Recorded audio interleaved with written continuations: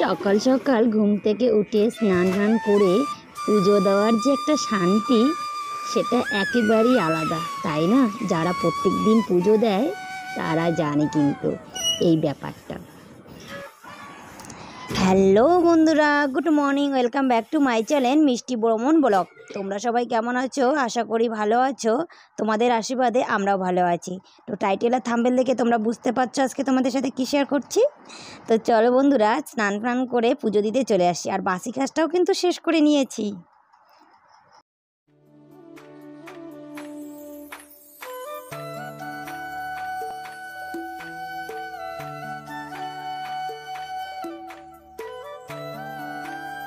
দেখো, ঘুম থেকে উঠে কিন্তু বাসি কাজ শেষ করছি, আর তোমাদের সাথে কিন্তু সেটা শেয়ার করিনি। তার কারণটা বুঝতেই পারছো, এদিকে স্কুল, এদিকে আমার কোচিং, তো তার জন্য। আর এদিকে দেখছো চান টান করে কিন্তু ভাত আর ডালটাও বসিয়ে দিয়েছি। দেওয়ার পর ঠাকুর লেপে পুজো দিলাম। তো পুজো দেওয়া এখন শেষ হয়ে গেছে। এখন রান্নাবান্নাটা চটপট করে নিই, 6:30 হয়ে গেছে। আমার 7:50 যেতেই হবে। যত তাড়াতাড়ি যেতে পারবো তত তাড়াতাড়ি আসতে পারবো, তাই আর কি।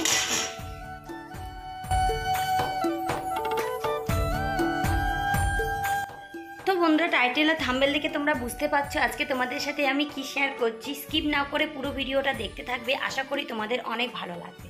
তো আজকে নতুন একটা সকালে অনেক অনেক শুভেচ্ছা এবং অনেক অনেক ভালোবাসা রইল। তো বন্ধুরা দেখো, বাইরের পরিবেশটা দেখছো, প্রচণ্ড পরিমাণে 6:30 বাজে, অথচ গরমটা দেখে মনে হচ্ছে যে এখন বাজে 8টা কি 9টা, তাই না বলো? তো আমি উঠছি আজকে 5টার দিকে উঠছি।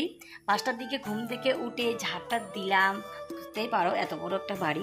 আমি মুগ ডাল বসাইছি, আর যে কচু পাতার একটা চাটনি বানাবো, কাঁচা লঙ্কা দিয়েই শুধু বানাবো। তারপর আলু সিদ্ধ দিয়ে দিয়েছি, আর হচ্ছে ছোলা ভাজবো। তো ছোলাটা কালকে ভিজিয়ে রাখছি, তো ছোলা ভাজি করবো। আর স্কুল তো যেতেই হবে, কারণ এক্সাম, ছেলের এক্সাম শুরু হয়ে যাচ্ছে 5 তারিখ থেকে, তাই আর কি। আর তাড়াতাড়ি না হচ্ছেও না, মনে হয় খুব তাড়াতাড়ি রান্না বান্না করে তাড়াতাড়ি করে চলে যাই। আর বাবু আর বাবুর ছেলে এখনো পর্যন্ত ঘুমাচ্ছে, ওরা এখনো পর্যন্ত উঠে নেই। এই প্রচন্ড গরমে না কি।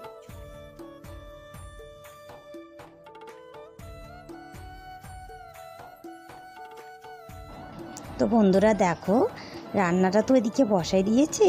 তারপর আসি কুয়ার পর ধুয়ে দিতে। স্নান করার সময় কিন্তু আমি ধুইনি, তার কারণটা হচ্ছে লেট হয়ে যাবে তো রান্না করতে, বুঝতেই পারছো আমার পরিস্থিতিটা আর কি। তো এদিকে দেখো, কুয়ার পাড়টা যদি না ধুই না, আমার কেমন লাগে, ঘিন্না ঘিন্না লাগে, এই আর কি ব্যাপার আর কি। তো বাসি যখন সব কিছু পরিষ্কার করি, তো কুয়ার পাড়টা কেন পরিষ্কার করবো না, তাই না বলো? আর মোটর আছে, তবু আর কি কুয়ার জলটা না আমরা ইউজ না করতে না নষ্ট হয়ে যাচ্ছে। তাই ভাবলাম যে না, এই কুয়ার পাড়টা ধোয়ার জন্য এই জলটা শুধু ইউজ করি, তো আদার্স কোনো কিছু করি না আর কি।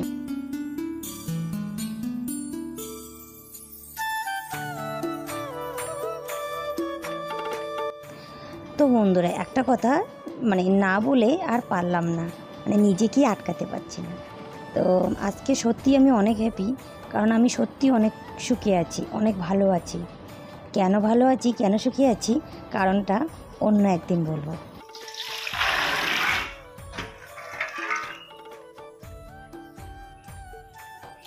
ও, ভাতটাও হয়ে গেছে গাইস।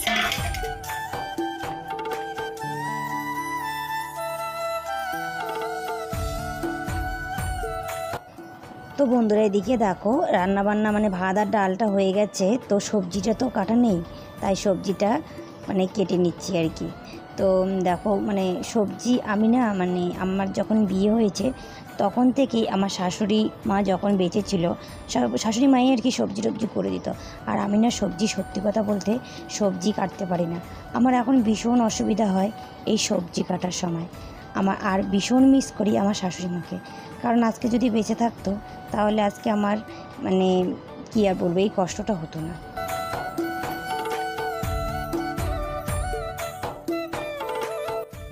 তো বন্ধুরা, ছোলাটা ভেজে নিচ্ছি এখনকার জন্য, সকালবেলার জন্য চিড়ে দিয়ে খাওয়ার জন্য, এই চাটা দিয়ে।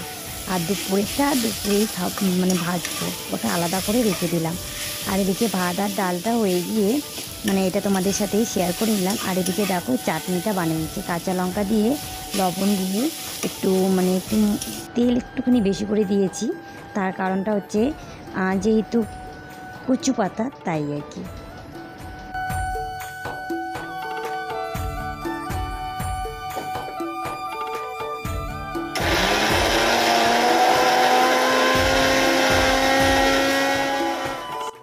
তো বন্ধুরা রান্নাবান্না কমপ্লিট, চাটনিটা বানিয়ে রাখলাম, রাখার পর এদিকে চলে আসছি খেতে।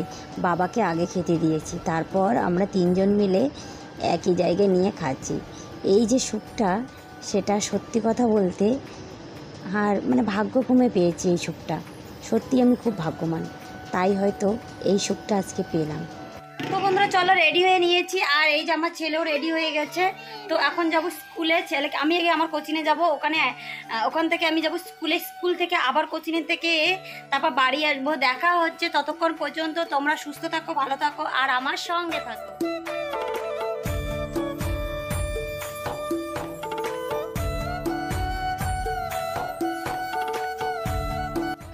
ভগবানকে অনেক অনেক ধন্যবাদ, কারণ ভগবানই চেয়েছিল আমি যেন এত সুখে থাকি, তাই আর কি। তো স্কুলে গিয়ে সবার সাথে আড্ডা মারছি আর কি। তো স্কুলে ছেলেকে দিয়ে একটুখানি গল্প সল্প করার ব্যাপারটাই আলাদা, তাই না? আর এদিকে দেখো টিফিন পিরিয়ড দিয়েছে, তো টিফিনটাও খেয়ে নিলাম সবাই মিলে, আমরাও খাই আর কি। তো তারপর দেখো আমার কোচিং থেকেও আমি চলে আসছি 12টার পরে আর কি। এসে ল্যাপা পোছা করছি আর এক গাদা কাপড় চোপড়ও বের করে রাখছি।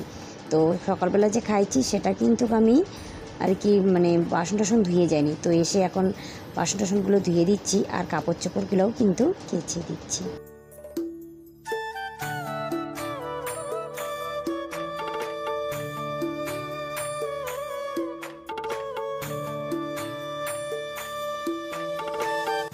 আমার না সব করতে ভালো লাগে, কিন্তু কাপড় চোপড় কাচাটা একদম বিষের মতো লাগে।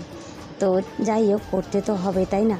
তো এদিকে চলো বন্ধুরা, কাপড় চোপড় কেচে কিন্তু এই যে লাইটিটাও ভিজে গেছে, তারপরও খেতে হবে। প্রচণ্ড খিদে পেয়েছে আর একটুখানি লেট হয়ে গেছে, মানে 1:30টা হয়ে গেছে। তো তাই আর কি। তো সবার জন্য খাবারটা রেডি করে নিচ্ছি। আমাদের বাড়িতে কিন্তু এরকম না যে আগে শ্বশুরমশাই খাবে তারপর আমি। আমার শ্বশুরমশাই আমার হাজব্যান্ডকে দেওয়ার পর আমিও নিয়ে নিই ওদেরকে কী কী লাগবে, কারণ একা একা খেতেই ইচ্ছা করে না।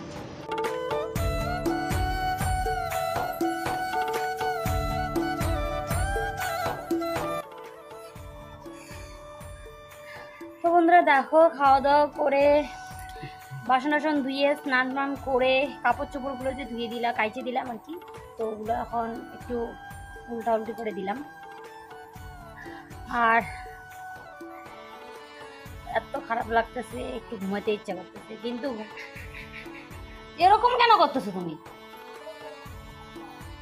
আমি ভুলভাল বলি না, কি বলে বলি? তো চলো, আমার বর করে হাসতেছে। ইনসাল্ট করবো না তো কি, তুমি না হাসতেছো সেটা আমি বললাম, হাসিটা বললাম সেটাই ইনসাল্ট হয়ে গেল। তো চলো বন্ধুরা, এখন আমি একটু রেস্ট নিয়ে এদিকে ভিডিও এডিট করি, ততক্ষণ পর্যন্ত আমার সঙ্গে থাকো। তো বন্ধুরা, আজকের ভিডিওটা আমি এখানেই শেষ করছি। আমার ভিডিওটা তোমাদের যদি ভালো লাগে লাইক শেয়ার কমেন্ট করবে আর চ্যানেলটাকে সাবস্ক্রাইব করবে। দেখা হচ্ছে কালকের ভিডিও।